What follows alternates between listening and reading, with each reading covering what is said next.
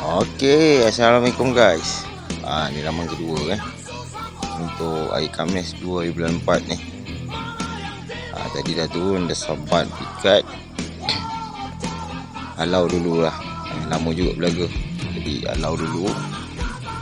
Kita pasang laman lain. Tengok dia nak turun lagi ke tak kan. Memang ingin dapatkan pada lepuk pikat kau-kau .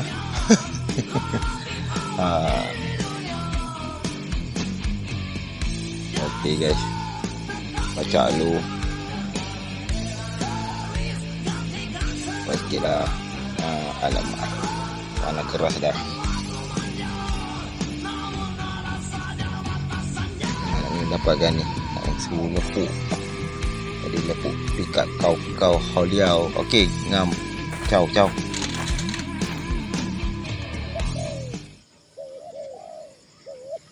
Okey, setelah video ni panjang 30 minit. Tunggu dia nak terjun kali kedua. Panjang video.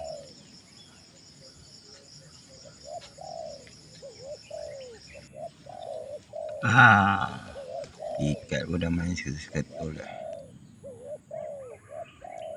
Lama-lama nak terjun.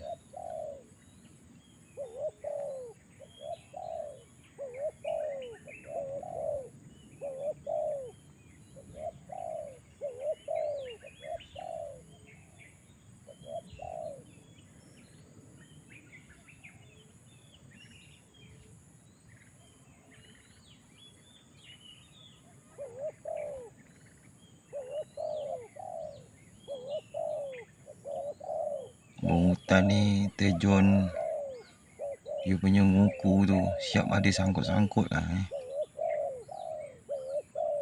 Kita tengok nanti Alhamdulillah terjun.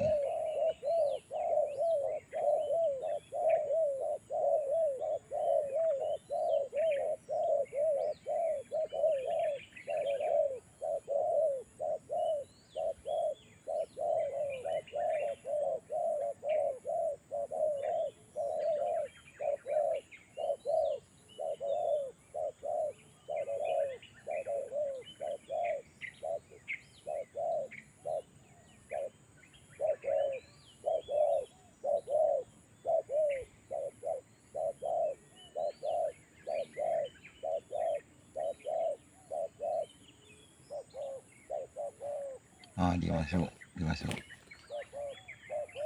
Hutan ni memang buat belaga.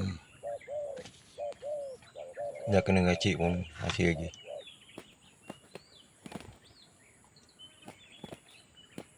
Akhirnya kena lagu lagi.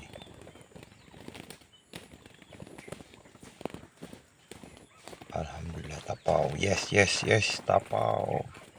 Yes, tapau. Lari. Alright, cantik. Berbelit Berbelit dengan tali pikat. Itulah, kena betulkan dulu. Okey guys, kita jumpa lagi next video. Terima kasih tu yang menonton dan selamat Hari Raya Mak Aizal Batin. Kita tunggu next video lah. Tengoklah ada apa, ada mood pikat, tak ada mood kita santai stay saja. Okey, assalamualaikum.